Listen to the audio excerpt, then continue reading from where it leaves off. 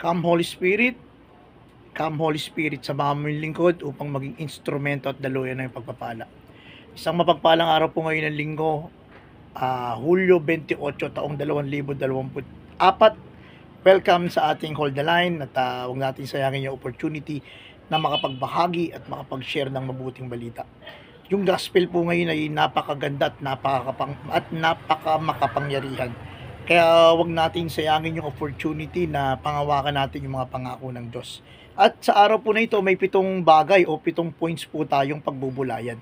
At ang gospel nga po, inangon natin kay San Juan, Kabanata 6, talata 1 hanggang 15. Maganda po yung istorya nito. It's about pagpapakain ng 5,000 kalalakihan. Take note 5,000 kalalakihan. Not men, not women, and children are counted. Kaya ang estimate nga daw po nila, ang napakain daw po nila dito is more or less 25,000 people. Bakit? Kasi daw po nung mga unang panahon, ang mga Hudyo daw po pag lumakad dyan, they are family oriented. Kaya pagkasama nila yung asawa nila, at least 3 anak, pera pa yung mga ibang kamag-anak.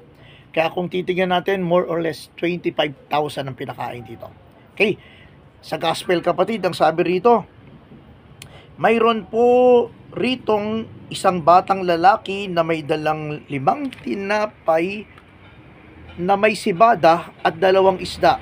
Ngunit gaan na ito sa ganyang karaming tao. Dito po sa eksena na to, it is a matter of question mark.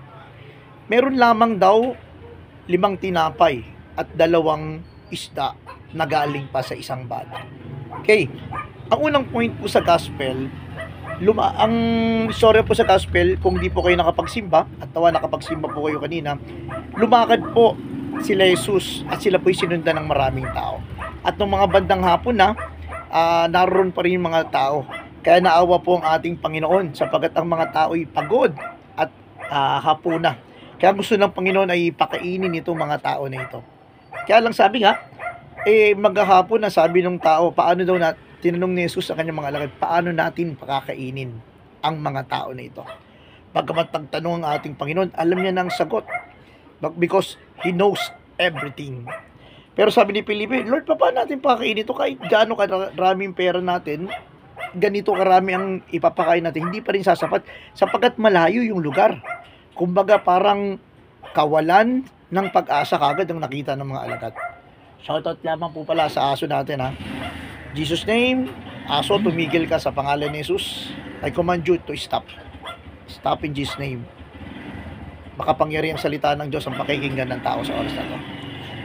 Okay, yung eksena na yun, pero sabi ng Panginoon, bagamat alam niya na ang sagot sa tanong niya, kailangan pa rin pakainin ang mga tao na ito. Unang point na maganda natin pagbulayan, sabi dito, himala sa kamay ng Diyos, himala sa kamay ng tao. Bakit po kaya ganito yung una nating tema? Unang-una, ang kamay ng Diyos ay makapangyarihan. Kaya pag hinipo ka niya, pag sinabi ng Diyos, pag ninais niya, mangyayari po yun. Bakit? Sapagkat God is everything. God is all-knowing. Ang Diyos natin ang pinakamakapangyarihan sa lahat. Pero ito, bakit nagkaroon ng kapangyarihan sa kamay ng tao? Nagsimula ito po kasi it is the power of giving. At sinimulan ito ng isang bata sa pagbibigay ng 5 tinapay at 2 isda. Makita natin ito kapatid. Sa unang bahagi, ang sabi doon sa eksena na yun, tumingala daw ang ating Panginoon at nagpasalamat at miracle. Talagang dumami yung isda, dumami yung tinapay. Pero this time, there is another version na nung inilabas daw nung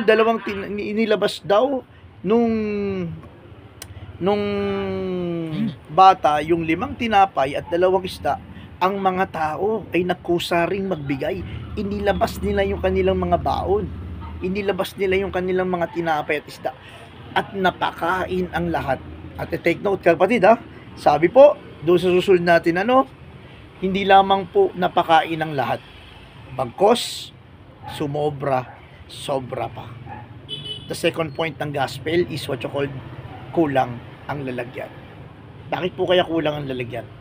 Sabi rin sa isang istorya doon sa isang gospel, nakaipon daw sila ng 12 bakol.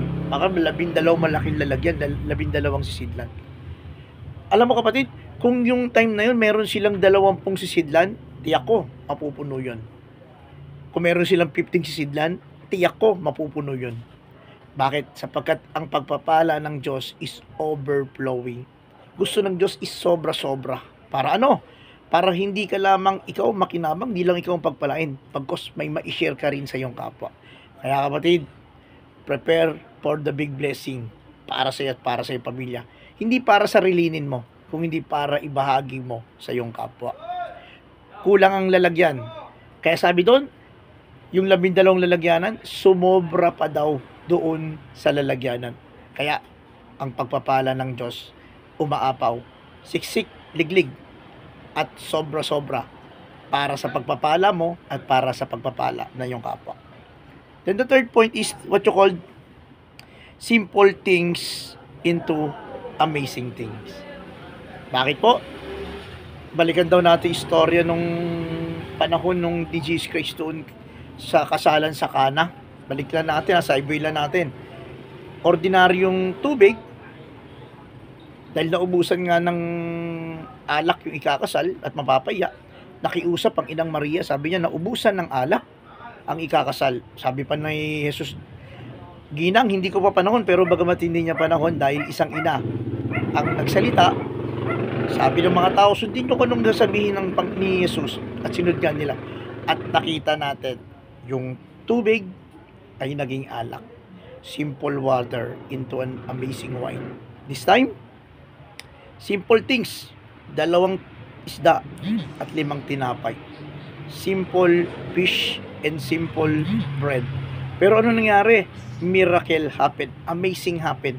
Nung pinagsama-sama na, nung nalangin na si Jesus at nagpasalamat, dumami ang isda at dumami ang tinapay. At lahat ay nangabusog at sumobra pa sa dami ng pagkain. Sumobra sa isda at sumobra sa tinapay. Kapatid, ito yung gustong ipaalala sa iyo ng Diyos. Maaaring yung talent mo simple lang, pagkanta, pagpipreach, pagigitara, o may mga bagay ka na ginagawa, o may mga bagay na gusto kong i-offer sa ating Panginoon. Maaaring simple lang yan, pero kayang pabanalin ng Diyos yan. Kaya niyang gawing miracle. Simple things into an amazing things. That's the third point. The fourth point of the gospel is what you call the power of the word. The power of God. Doon sa unang pagbasa, pakita natin doon na sabi ng kay Elias, binigyan si Elias ng pagkain at isinare niya doon. Sabi ko, kulangin. Sabi niya, pakainin mo yung mga tao. Tanong ulit, hindi po kakayanin. Pero sabi ni Elisha, dahil sabi ng Diyos, ang Diyos ang magpo-provide. Dahil sinabi ng Diyos, may kapangyarihan ng kanyang salita. Kaya pangawakan mo kapatid ang mga pangako ng Diyos sa Biblia. Kung sinabi niya nagpagaling siya noon, magpapagaling siya sa iyo ngayon. Kung sinabi niyang magpo-provide siya noon, magpo-provide pa rin siya ngayon. At kung sinabi niyang nagpatawad siya, magpapatawad pa rin siya ngayon. The word of God is very powerful. At ano po yung pinakasample niyan? The power of the word. Kanina may kumakahol na aso, nanggagambala, para hindi natin mapakinggan ang salita ng Diyos. Anong sabi natin? I command you in Jesus' name, stop. Pakita natin, ito yung aso. In Jesus' name, pangako ng Diyos na sa pangalan niya ay may kapangyarihan. Kaya sa oras na to, sa pangalan ni Jesus, gagaling ka. Sa pangalan ni Jesus, aalisin niya ang alalahanin mo. Sa pangalan ni Jesus, anumang pagkukulang sa iyo, pagkakaloob niya. Sa pangalan ni Jesus, ipoprovide niya yung pangangailangan mo. Sa pangalan ni Jesus, patatawarin ka sa kasalanan mo. At sa pangalan ni Jesus, anumang gumagambala, spiritual, mental, emotional, o sa financial para hindi ka makapaglingkod sa Panginoon, in Jesus' name, yan ay pinapawalang bisa. At sa oras na to, sa pangalan ni Jesus, pinapakawalan natin ang banal na Espiritu upang siyang sumama sa iyo sa laban mo ngayon. That's the fourth point. And what's the fifth? The fifth is the miracle of provision. The God promise. God is a great provider. Ang Diyos ay laging nagpo-provide. God will give all our needs, but not all our want. Nagtataka ka bakit buhay ka pa? Nagtataka ako ba't buhay pa ako? Kasi God is a providing God. Patuloy at patuloy siyang nagbibigay. Maaring akala natin kulang, pero makita mo God will fulfill. God will provide. God is a providing God. Ipagkakaloob niya sa iyo ang kulang mo. What's the sixth point of the gospel? The sixth point of the gospel is what you call allow God to intervene. Minsan, pag umasa tayo, madalas pala, pag umasa tayo sa plano natin, sablay. Pag umasa tayo sa mga plano natin, sa mga nais natin, sa mga kilos natin, oo, magagaling tayo. Oo, binigyan tayo ng talent. Pero pag sarili lang natin ang inasa natin, failure kadalasan. Pero once God intervene in your life, and once you accept God in your life, at sabi mo, Lord, you are in control, ikaw magplano sa aking buhay, at nakatitiyak naman tayo. Pag ang Diyos ang nagplano, siyang magpo-provide. Pag ang Diyos ang nagplano, siya ang bahala sa lahat. Pag ang Diyos ang nagplano, tiyak magtatagumpay. Let God intervene in our life. Let God intervene in our family. And let God intervene in our community. At hayaan natin ang pagkilos ng Diyos ang siyang maging daan para mas makilala natin siya. Hayaan natin ang pag-intervene ng Diyos sa buhay natin, mas makita ang Diyos sa buhay natin at maipakilala natin siya sa ibang tao. And what's the seventh point?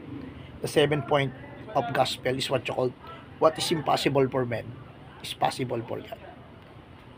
Bit-bit nilang dalawang tinapay, bit-bit nilang dalawang isda at 5 tinapay.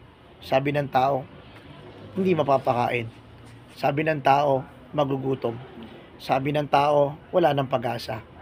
Pero what is impossible for men is possible for God. Minarapat ng Diyos, pinahintulutan niyang magutom, pinahintulutan niyang mapagod, pinahintulutan niyang 2 isda at 5 tinapay lang may pakita para ipakita ang kanyang kapangyarihan para sa iyo at para sa akin. Because God is a God of impossible and God of impossible. Kaya naman ang dalangin mo sa araw na to, ano man ang prayer mo, kapatid, pangawakan mo pangako ng Diyos. Siya yung Diyos na sumama sa iyo noon, sasama sa iyo ngayon, at sasama pa rin sa iyo bukas. The seventh point of the gospel, himala sa kamay ng Diyos, himala sa kamay ng tao. The second, kulang ang lalagyan dahil sobra-sobra ang pagpapala ng Diyos. The third, simple things into an amazing things. The fourth, the power of word, the power of God.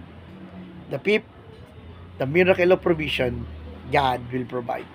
The sixth, allow God to intervene. And the seven, what is impossible for men is possible for God. Kapatid, itong linggo na to, papasok na naman ng Lunes, struggle na naman, battle na naman, start na naman tayo, pero pangawakan natin ang pangako ng Diyos. Siya yung sasama sa atin lagi. Ito naman ang pinagdadaanan natin. He is in control of everything. Nabagyo ka man, nabaha ka man, ano mang problema pinagdaanan mo o dumadanas ka ngayon, hayaan mo na ang Diyos ang sumama sa iyo sa lapad mo. Pangalan ng Ama, ng Anak at ng Banal na Espiritu. Amen. Lord, you are amazing God. You are God who will provide. You are a God of forgiveness. Ikaw yung naghimala noon, maghihimala ngayon. Ikaw yung Diyos na nagparami ng isda at tinapay. Ikaw yung makapangyarihang salita. Ikaw yung nangako noon at nangangako ngayon. Kaya sa pangalan mong Jesus, pangawakan namin na ikaw yung Diyos na tapat at hindi nagbabago. Bahala ka na, Lord, sa aming buhay. Ano man po yung prayer ng aking kapatid sa oras na to. Ipagkaloob ito upang mapapurihan ka niya, mas lalo kang maluwalhati at lalo ka niya sambahin. Sinusuko na po namin ang lahat ng ito, Panginoon, sa matamis at makapangyarihang pangalan ni Jesus, aking Panginoon. Amen and amen. The Father, Son, the Holy Spirit. Amen. Muli-muli po, maraming salamat sa ating lahat at patuloy po tayong nananalangin sa mga kasamahan natin. Diyan po sa Katipunan Village, diyan po sa PNP, AFP Housing, sa buong po ng Marikina, Montalban, Laguna, mga nasalanta ng bagyo. Kapit lang po tayo. Pangawakan natin ang pangako ng Diyos. Bye-bye. Love you all.